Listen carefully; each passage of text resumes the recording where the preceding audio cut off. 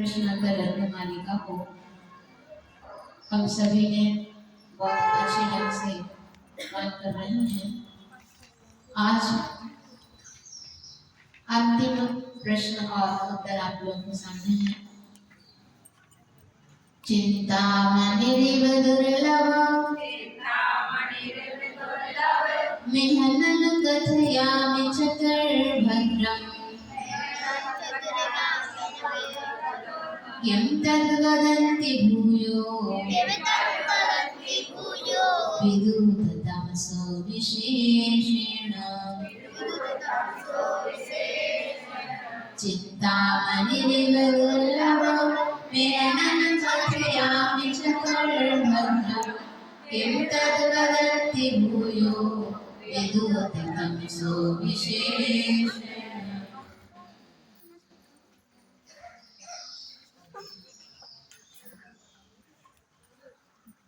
चिंतामणि इव दुर्लभ,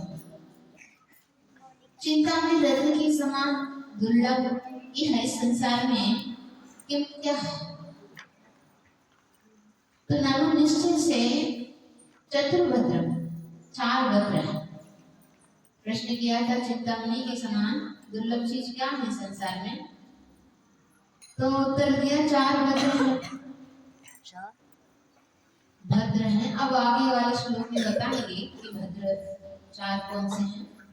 तो विदुत तमसः अज्ञान अंधकार से रहित जन विशेषेण विशेष रूप से तद वदन्ति उसी का कथन भूयः खूब करते हैं। कथयामि उसी को मैं कहता हूँ। तो इस प्रकार आचार्य परमेश जी कह रहे हैं कि चिंतामणि के समान जैसे रत्नों में सबसे उत्कृष्ट माना जाता है और वह रत्न हर एक प्रत्येक व्यक्ति को मिलता भी नहीं है। बहुत ही दुर्लभ भव्य जीव के लिए वह चिंतामणि रत्न का उपलब्ध होता है उसके लिए। तो समझ जाओ कि वे बहुत पुण्यात्मा है जिनके लिए मिल जाए, जो उसके सामने जो चाहो वो मिल जाता है। जैसे कल्पवृक्ष के सामने जो मांगते हैं तो प्रदान कर देते हैं, ऐसे ही चिंतामणि रत्न के माध्यम से पहले तो ये सब चीजें नहीं रहता था, ना लाइट ना कुछ, पहले के काल में कुछ भी नहीं था। तो पहले तो रत्नों के माध्यम से ही अपना पूरा काम करते थे, उससे प्रकाश और उसके माध्यम से अपने नैतिक जीवन और उसी के माध्यम से जो भी प्राप्त अर्जन करना है तो उससे मांग ले तो अपने लिए प्राप्त हो जाएगा। ऐसे वे महान चिंतामणि रत्न के समान इस संसार में दुर्लभ चीज क्या है। दुर्लभ चीज क्या है, तो उत्तर देते हैं कि चार भद्र हैं।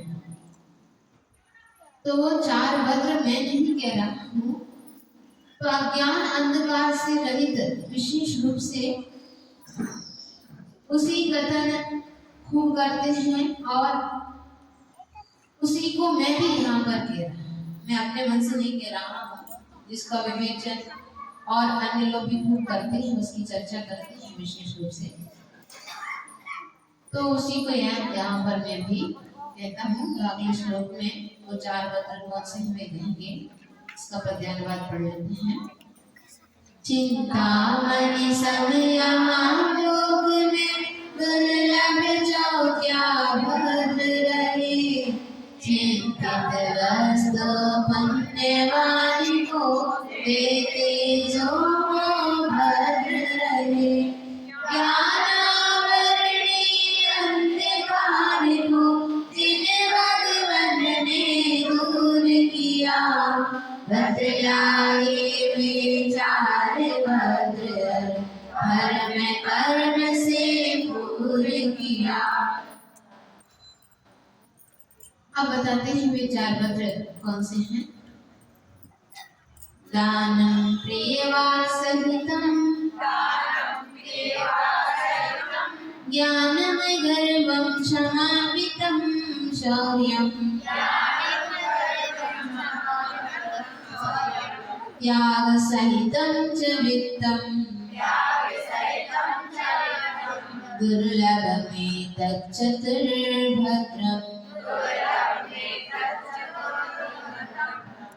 दानं ज्ञानविदर्भं क्षमामितं शौर्यं त्यागसहितं च वित्तं दुर्लभमे तच्चतुर्भद्रम्।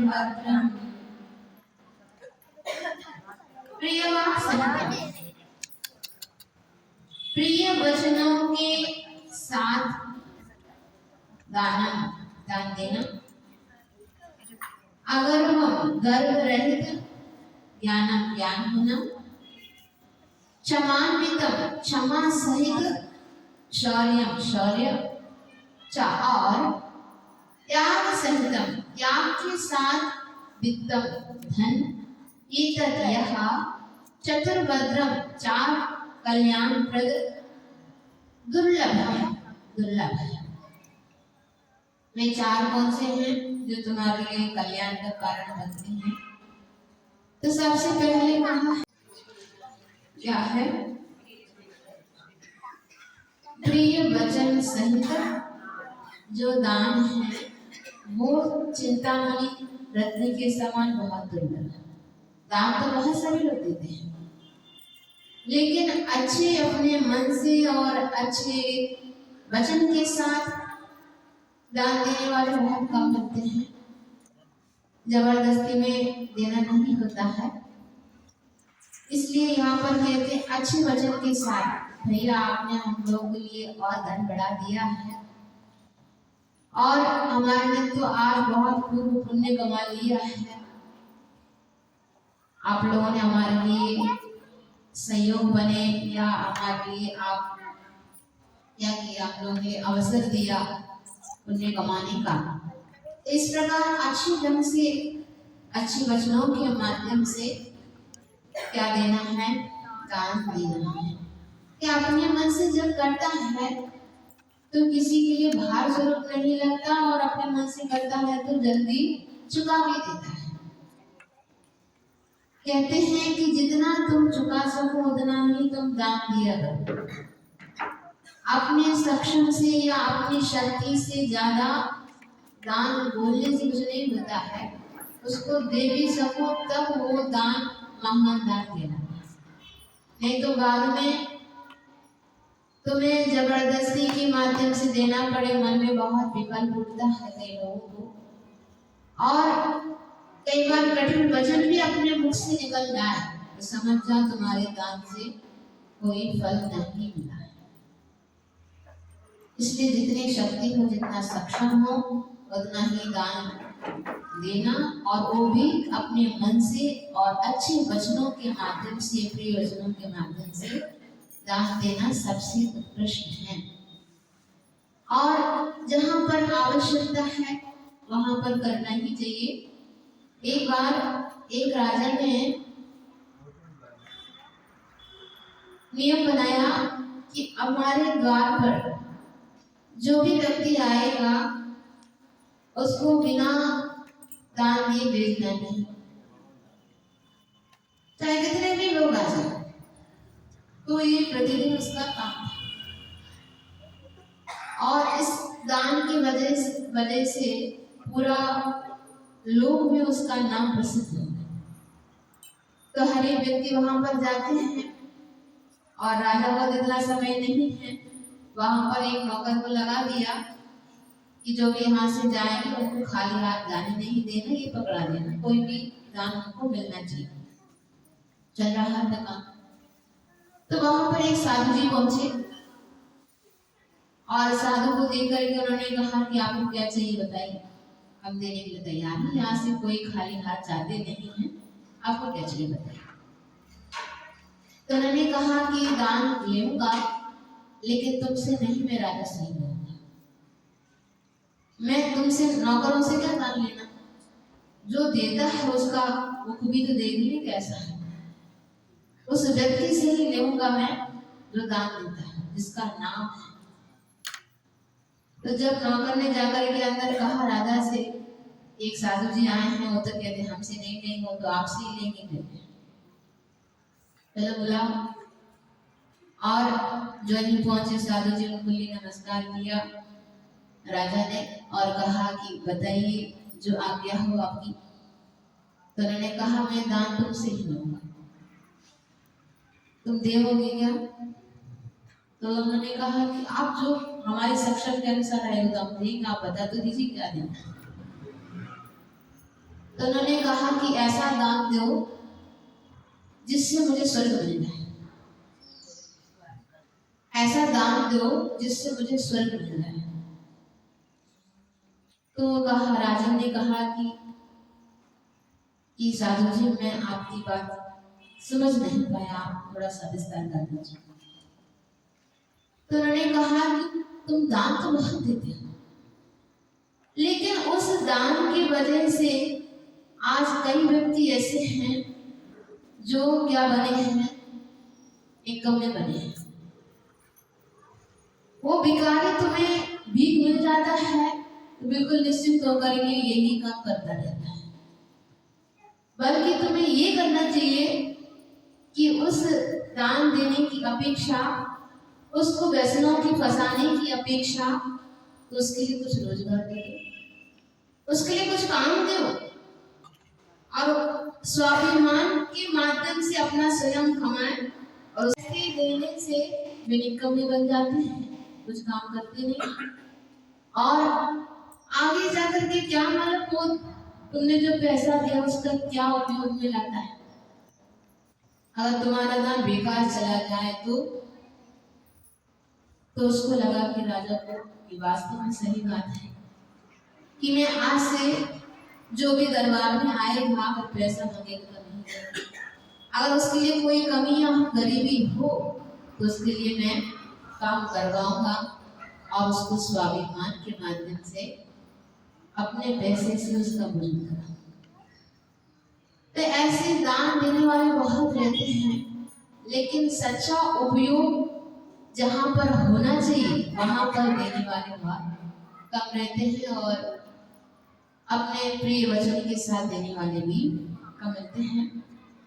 इसलिए मैंने कहा कि सबसे दुर्लभ तो ये है कि प्रिय वचन के साथ दान, और दूसरा है कि ज्ञान की साथ क्या नहीं होना, गर्व नहीं। ज्ञान की शोभा तब है जब तुम्हारे अंदर अभिमान नहीं बढ़ता, मान कषाय ना हो तो भी हमारा ज्ञान सच्चा ज्ञान कहलाता है। आज थोड़ी भी ज्ञान बढ़ जाए तो आदमी आकाश पर पहुंच जाता है, उसके बाद लगता है उसको मेरे सामने कोई है ही नहीं है, मैं किस सबसे ज्ञानवान हूँ। इसलिए मैंने कहा ज्ञान तो तब कहलाएगा जब तुम्हारे अंदर मान नहीं होगा। तुम्हारे अंदर मान आ गया, अभिमान आ गया, तुम्हारा ज्ञान किस काम का, तो ज्ञान ही नहीं कहलाए, होता अज्ञानी रहेगा। अगर ज्ञानी होते तो कषाय अंतर जगती। अगर तुम्हारे अंदर गर्व आ गया, मानो तुम्हारे पास वो ज्ञान नहीं, हमें ज्ञान की कमी है। इसलिए हमारे ये पूर्ण ज्ञान तब कब होता है जब केवल ज्ञान हो जाए, तब जाकर के पूर्ण ज्ञान बनते हैं। जब तक केवल ज्ञान नहीं होता तब तक हम सब कैसे हैं, अज्ञानी के रूप में ही हैं। ये हमेशा समझा करना। जब अज्ञानी समझोगे तो अपना अभिमान बढ़ेगा ही नहीं। तो जब हमारा ज्ञान पूर्ण ज्ञान हो जाएगा, जब वो गड़ा है ना पूर्ण भरा हुआ रहता है, तब छलकता नहीं है।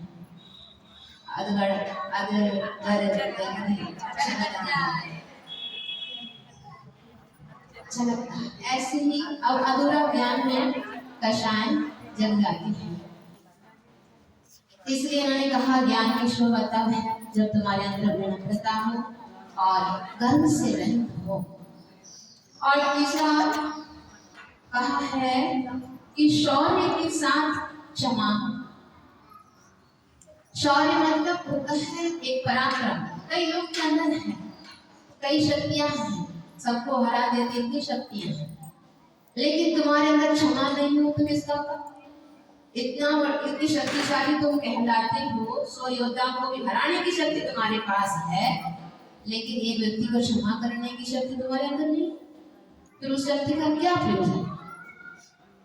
इसलिए उन्होंने कहा जिसके अंदर क्षमा है वे ही पराक्रमी कहलाए। अन्यथा पराक्रमी नहीं है। जो क्रोध के सामने क्रोधित हो जाता है वो पराक्रमी नहीं है। जो सबको क्षमा करते हुए चलता है वे सबसे महान वीर है, वे ही वीरता के साथ। और चौथा कहा है कि धन हो और त्याग की भावना न हो तो वह धन किस शोभा, उस धन से कोई शोभा नहीं है। इसलिए क्या कहा, त्याग सहित धन हो। अगर धन है तुम्हारे पास उसको थोड़ा थोड़ा त्याग भी करते जाओ तो भी तुम्हारे अंदर धन का कोई महत्व नहीं था। त्याग मतलब सच्चे स्थान पर त्याग कर, नहीं तो त्याग और भी होता रहता है। कर्ज होना ही त्याग, और क्या। कर्ज तो कई बार करते रहते, कई जगह पर करते रहते, लेकिन त्याग वहां पर कहलाता जहाँ से हमें पुनः उस धन संचय का कारण बने या पुण्य अर्जन हो, उसके लिए यहाँ पर त्याग से वित्तम कहा है। तो ऐसे दान भोग कई जगह भोगने में और भी कई चीजों में धन की गतियां होती हैं। फिर इन भोग विलासों से दूर रह करके, विषयों से दूर रह करके उस धन की कमाई हो, उस धन को सद उपयोग करने वाले बहुत चिंतामणि के समान दुर्लभ व्यक्ति ही होंगे। सादर सुप्रिय वच सहज सिका दान प्रशंसित होता है। गर्व रहित वह ज्ञान जगत में सम्मानित भी होता है। क्षमा सहित वह शूर वीरता वैर भाव बिन शादी है। दान सहित संपत दुर्लभ स चतुर भद्रता भाती है। अब प्रशस्ति के रूप में कहते हैं, इति कंठ गदा विमला प्रश्नोत्तर रत्न मालिका येषां ते मुक्ता भरणा अपि विभान्ति विद्वत् समाजेषु। इति कंठे गदा विमला प्रश्नोत्तर रत्न मालिका येषां ते मुक्ता भरणा अपि विभान्ति विद्वत् समाजेषु। इस प्रकार ये शब्द जिन व्यक्तियों को विमला यह निर्मल प्रश्नोत्तर रत्नमालिका आभरण से कंठगत हो जाती है कि वे लोग मुक्ता भरणा भी आभरण से रहित होते हुए भी विद्वत समाजेषु विद्वानों की सभा में विभांति सुशोभित होते हैं। जिन व्यक्तियों ने अब पढ़ तो लिया आप लोगों ने, है ना। अब इसके बाद इसको जो याद कर लेते हैं, कंठगत मतलब याद कर लेना। इस निर्मल प्रश्नोत्तर रत्नमालिका ग्रंथ को कंठगत कर लेते हैं, याद कर लेते हैं, वे लोग आवरण से रहित होते हुए भी कई बार हार पहन लेते, तय करें कि आप लोग अब अपने गले में पहने हुए हो, लेकिन उससे इतनी शोभा नहीं है जिससे याद करने पर जो शोभा पाते हैं। तो आवरण से रहित होते हुए भी वे विद्वानों के बीच में, लोग नहीं कहा, विद्वानों की सभा में वे शोभा पाते हैं। अगर आप लोगों को भी शोभा पाना हो तो आप लोग भी ऐसे एक उत्कृष्ट लघु कृति को अपने कंठगत कर लेना, याद कर लेना। अंत में कहते हैं, विवेकात्यक्त राजी, इसका सिंधी वाला पढ़ना। ऐसे निर्मल प्रश्नोत्तर की रत्नमाल जिसके शोभे, कंठ विराजे माला ऐसी सद्दोषों को नित धोवे। अन्य आभरण ना हो फिर भी ज्ञानी जन के बीच महान, सत्साहस शोभित होता वह भवि ऐसी माला जिसके नाम। विवेकात्यक्त राजेन रागे अमृत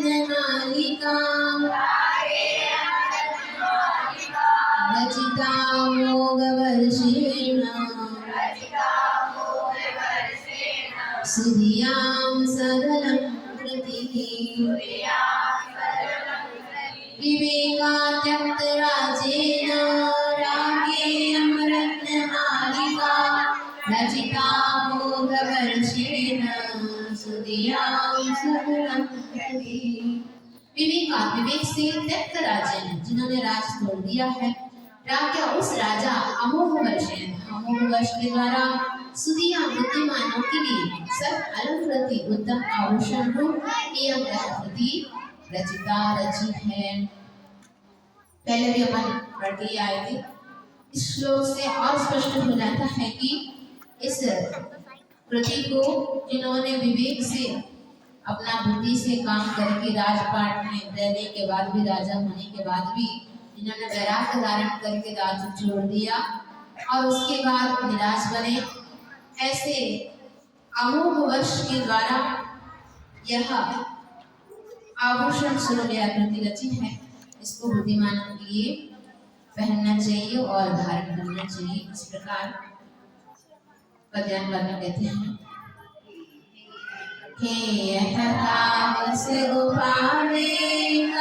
विवेक जग में पर जिसने राज छोड़ कर साधु वेश धर मोक्ष सुपथ धारा उसने।